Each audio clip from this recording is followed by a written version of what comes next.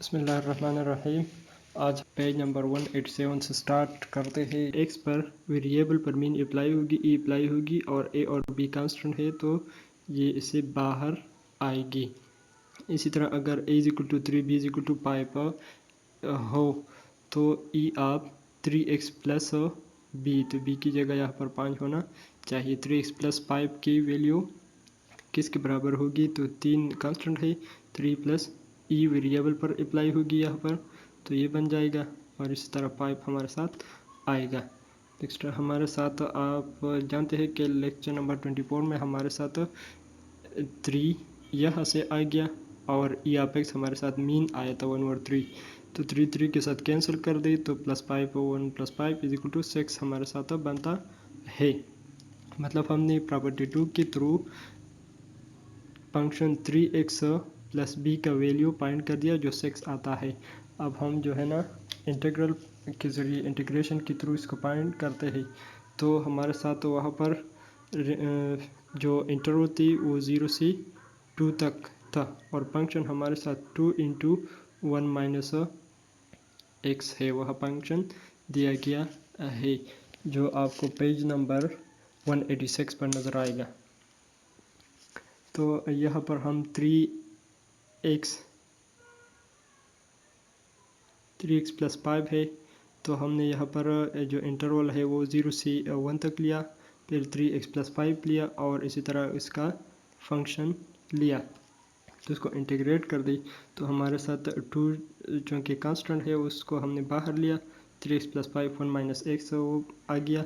इसी तरह 2 फिर से बाहर है और इन दोनों को हमने मल्टीप्लाई किया यहाँ पर, तो हमारे साथ 3x - 3x² + 5 - 5x आता है। इसके बाद हमने 3x के साथ -5 इन दोनों से -2x आता है और -3² अपनी जगह। इसी तरह 5 चूँकि प्लस है इसलिए इसको पहले लाया, फिर इस पर इंटीग्रेशन अप्लाई करें, तो 5 पर इंटीग्रेशन अप्लाई करें तो हमारे साथ 5x आता है। इसी तरह 3x² है तो स्क्वायर के साथ 1 प्लस कर दी तो क्यूब हो जाएगा। इसी तरह उसी 3 को नीचे भी लगाए तो ये वाला हासिल होगा। इसी तरह हमारे साथ है 2x, तो इसका पावर 1 + 1 2 बन जाएगा और उसी 2 को नीचे भी लगाए यहाँ पर। अब 0 और 1 चूँकि हमारे साथ इंटरवल है तो वो अप्लाई कर दी, तो हमारे साथ ये वैल्यू आएंगे। 2 बाहर है, 5 × 1 - 3 × 1³ - तो इसे तकरीबन 6 वैल्यू आता है जो आप देख सकते हैं। नेक्स्ट हमें एग्जांपल दिया गया है। एग्जांपल में हमें एक फंक्शन दिया गया है जो ये है, इंटरवल 0 से x to 2 है और फंक्शन 3/4x × 2 - x है। हमें कहता है कि मोमेंट्स एंड मोमेंट रेशो जो है ना वो फाइंड करें। तो इसके लिए हमारे साथ मोमेंट डैश, मतलब ये मोमेंट्स अबाउट 0 है एंड मोमेंट्स अबाउट मीन जो है ना वो सिंपल मीन है। तो इसका जो रिलेशन है वो मैं आपको दिखाता हूँ। तो हमारे साथ वो रिलेशन ये है, एक ये है m1 = m1 0 होगी, m2 dash minus m1 dash square इसके बराबर होगी। इस तरह m3 इसके बराबर होगी, m4 इसके बराबर होगी। यहाँ पर ये डैश वाले जो है ना ये मोमेंट्स अबाउट 0 है और ये जो डैश के बगैर जो है ना ये वाली, तो ये हमारे साथ मोमेंट्स अबाउट मीन है। तो हमारे साथ moments about 0 moments about mean m4 हमारे साथ ये इसके बराबर है। तो हमें मोमेंट्स फाइंड करने हैं और इसी तरह मोमेंट रेशोज़ फाइंड करने हैं। तो पहले हम पहला मोमेंट m1 डैश को μ1 या m1 को फाइंड करते हैं। यहाँ पे इसका ये फार्मूला है, तो फंक्शन तो हम x का ई फाइंड करते हैं, तो यहाँ पर हमारे साथ x आएगा और गिवन फंक्शन 2x माइनस आएगा, 2x माइनस x², क्योंकि यहाँ पर ये x आ गया और यहाँ पर एक x इनको मल्टीप्लाई के 2x माइनस एक्स स्क्वायर आता है, तो इसलिए यहाँ पर 2x माइनस एक्स स्क्वायर लग गया है। इसके साथ 3/4 भी है, 3/4 को बाहर निकाला है और 0 से 2 तक इंटरवल है तो वो लगाया है। तो इसी तरह हमारे साथ x पर इस x को इसके साथ मल्टीप्लाई करें तो हमारे साथ आएगा 3/4 0 to 2x स्क्वायर। यहाँ पर हमारे साथ 2x स्क्वायर आएगा। तो जब आप उस पर इंटीग्रल अप्लाई करें तो x स्क्वायर जो है ना वो क्यूब हो जाएगा और नीचे भी 3 आएगा, जिससे ये बनेगा। इसी तरह हमारे साथ x स्क्वायर है और बाहर x है, इन दोनों को मल्टीप्लाई करें तो x क्यूब आएगा। तो x क्यूब पर आप इंटीग्रेशन अप्लाई करें तो x4/4 मतलब क्यूब को एक उनके साथ प्लस कर दे 4 आ जाएगा। इसी 4 को नीचे भी लगाए तो ये हमारे साथ आएगा। फिर आप x की जगह जो है ना 2 पुट कर दी, 2 इंटू एक्स की जगह 2 2 2 2 4 2 2 8 और 2 8 16, तो हमारे साथ ये हासिल हो जाएगा। इसी तरह μ2 के लिए हम x स्क्वायर इसके साथ लेंगे μ2, तो यहाँ पर x स्क्वायर आएगा। इसी तरह μ3 के लिए यहाँ पर x क्यूब आएगा, μ4 के लिए यहाँ पर x4 आएगा। तो x स्क्वायर लिया और फंक्शन लिया, फंक्शन हमें 2x माइनस एक्स स्क्वायर जो है ना वो गिवन है, x स्क्वायर को 2x के साथ मल्टीप्लाई कर ले तो हमारे साथ 2x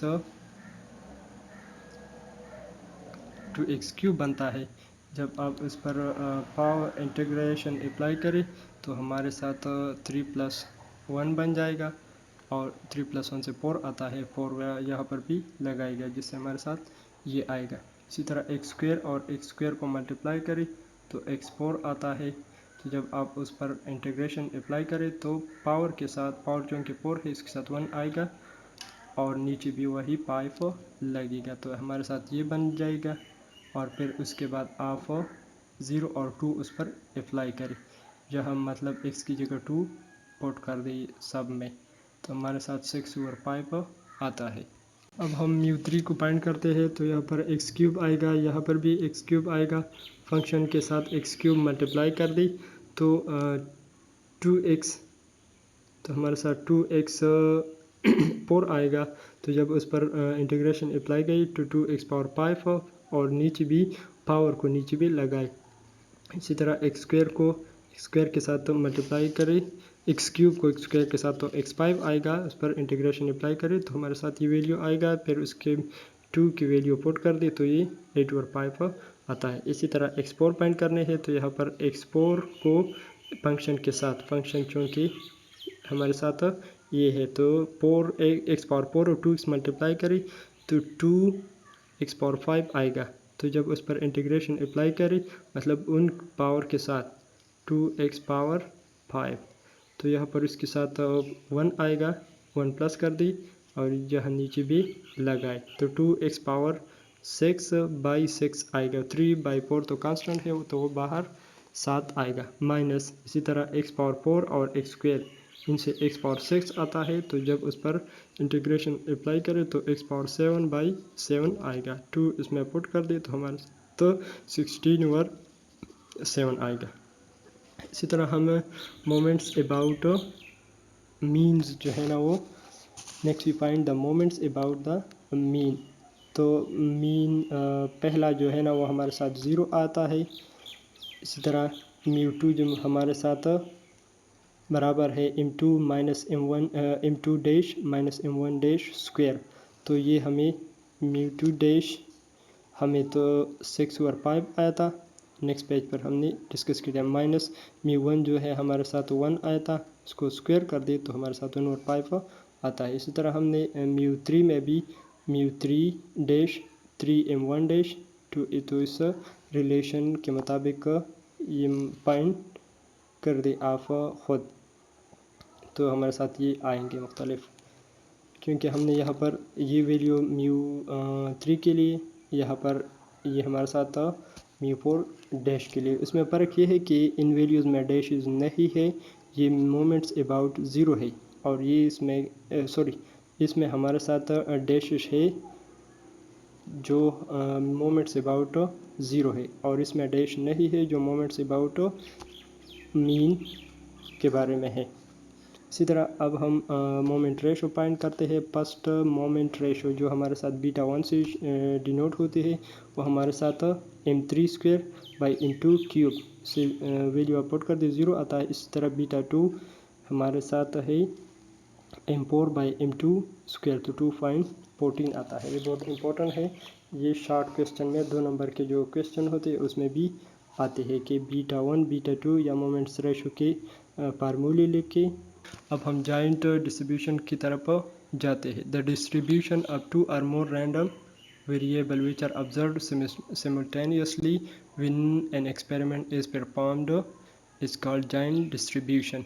जॉइंट डिस्ट्रीब्यूशन मतलब 2 या 2 से ज़्यादा वैल्यूज़ या रैंडम वेरिएबल इकट्ठे अगर हो रहे हो तो इससे जो डिस्ट्रीब्यूशन बनता है उसको जॉइंट डिस्ट्रीब्यूशन कहा जाता है। इस तरह यहाँ तक हमने एक वैल्यूज़ के एक रैंडम के लिए, अब हम एक से ज़्यादा मतलब 2 रैंडम वेरिएबल के बारे में डिस्कस करते हैं।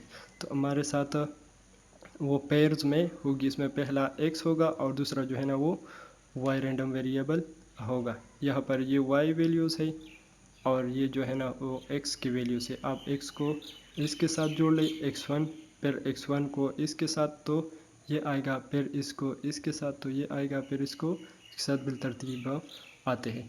इसी तरह अगर आप इन सब को इसी तरह प्लस कर दी तो हमारे साथ जी आप x आएगा, जी आप x1 आएगा, क्योंकि इसमें x1 जो है वो सेम है और y चेंज हो रही है। इसी तरह इसमें जो है ना आप देख सकते हैं कि x2 सेम है और y चेंज हो रही है, तो ये जी आप x2 हो गया। इसी तरह यहाँ पर x i है और इसी तरह y जो है ना वो चेंज हो रही है, तो ये जी आप x i हो गई। इसी तरह जब आप इसी तरतीब से बनाए, इसी तरतीब से सॉल्व कर दे तो y इसमें सेम है और x चेंज हो रही है, तो ये हमारे साथ h आप x1 हो गई। इसी तरह इसी तरतीब से इसमें y2 जो है ना वो सेम है और x1 x2 ये चेंज हो रही है, तो ये हमारे साथ h आप y2 हो गए। इसकी प्रॉपर्टी ये है कि ये जो पेयर होगी ना वो 0 से ज़्यादा होगी और उन दोनों का जो इंटीग्रेशन या उनका सम होगा वो 1 के बराबर होगी। इसी तरह जी ऑफ x जो है ना वो हमारे साथ x का प्रोबेबिलिटीज़ होगी, उसका फार्मूला होगा समेशा एफ ऑफ x और y। मतलब आप जी ऑफ x1 फाइंड करते हैं तो यहाँ पर x1 आएगा और y जो है ना वो चेंज होता जाएगा। इसी तरह h ऑफ y मतलब h ऑफ 5 आप फाइंड करते हैं तो हमारे साथ हमेशा एफ ऑफ x की जगह हमारे साथ x चेंज होगी और y की जगह 5 आएगा, तो ये हमारे साथ फार्मूला है।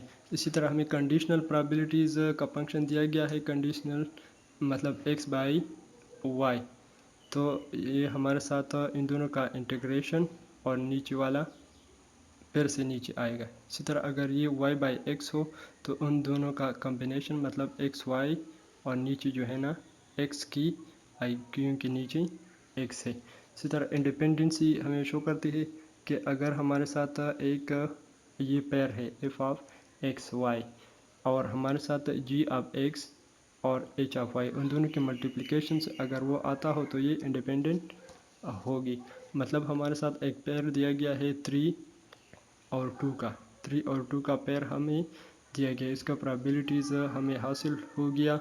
इस पेयर का शरीक जो प्रोबेबिलिटीज़ है वो हमारे साथ 9 आ गया। अभी हमारे साथ जी ऑफ x जो है ना वो 3 है और h ऑफ y वो भी 3 है, तो इन तीनों के मल्टीप्लाई करें तो 3 3 9 आता है।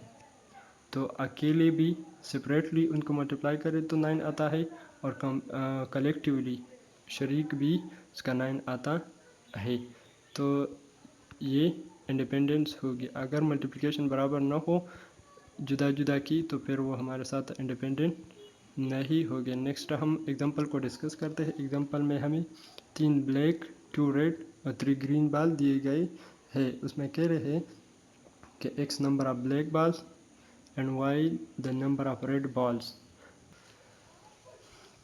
3 black ball 2 red ball 3 green ball 2 ball are selected और ब्लैक बॉल को x से डिनोट करते हैं और रेड बॉल को वाई से डिनोट करते हैं। मुंतखब शुदा बॉल दोनों ब्लैक होंगी, दोनों ब्लैक होंगी, या एक बॉल ब्लैक होगा और या एक भी ब्लैक नहीं हो। हम दो बॉल लिए तो दोनों ब्लैक हो सकते हैं, या इसमें एक ब्लैक हो सकता है, इसमें एक भी ब्लैक नहीं हो सकती है। ये तीनों चांस बनते हैं। इसी तरह दोनों जो है रेड बॉल हो सकते हैं, या दोनों में से एक रेड होगा या उसमें एक भी रेड बॉल नहीं होगा। तो उसके जो सिंपल स्पेस बनता है वो हमारे साथ इसी तरतीब से बनेगा 0 1 2 0 1 2।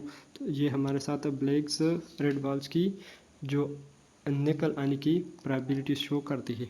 तो 0 को 0 के साथ, फिर 0 को 1 के साथ, फिर 0 को 2 के साथ ये आएगा, फिर 1 को 0 के साथ तो ये आता है, फिर 1 को 1 के साथ तो ये आता है, फिर 1 को 2 के साथ ये आता है, 2 को 0 के साथ ये आता है, 2 को 1 के साथ ये आता है, 2 को 2 के साथ 2 आता है। तो यहाँ पर जो मैंने उनसे रेड बॉल पॉइंट सर्कल बनाया है, मतलब ये तीनों, तो इनसे भी 3 आता है, इनसे 4 आता है, इनसे 3 आता है। तो हम तो चूँकि 2 बॉल सेलेक्ट करते हैं इसलिए इनकी प्रोबेबिलिटीज़ हमारे साथ 0 होगी, या हमारे साथ सिंपल स्पेस जो है ना ये बनेगा। ये तीनों इससे बाहर निकले क्योंकि उनका सम जो है वो 2 बॉल्स के बराबर नहीं होती। अभी हम फाइंड करते हैं कि total number of ways to select 2 ball. हमने 2 बॉल सेलेक्ट करने के कितने तरीके हैं? 8 से 2 8 पिक्टोरियल बाई 8 माइनस 2 पिक्टोरियल और फिर 2 को अगेन।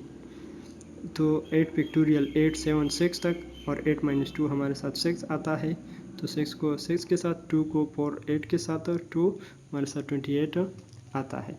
इसी तरह अब हम इसके लिए जो 0 0 है इन बॉल के लिए, फिर 0 1 के लिए, फिर 0 2, इन सिंपल स्पेस की जो वैल्यू हमारे साथ आए हैं यहाँ पर, इनके लिए हम प्रोबेबिलिटीज़ फाइंड करते हैं। तो 0 0 के लिए तो हमारे साथ आप देख सकते हैं, तो ब्लैक जो है ना वो 3 है, रेड 2 है, ग्रीन 3 है। हमने 2 बॉल सेलेक्ट कर दिए तो वो हमारे साथ ब्लैक भी नहीं है और रेड भी नहीं है, 0 0 है, तो वो दोनों ग्रीन होंगी।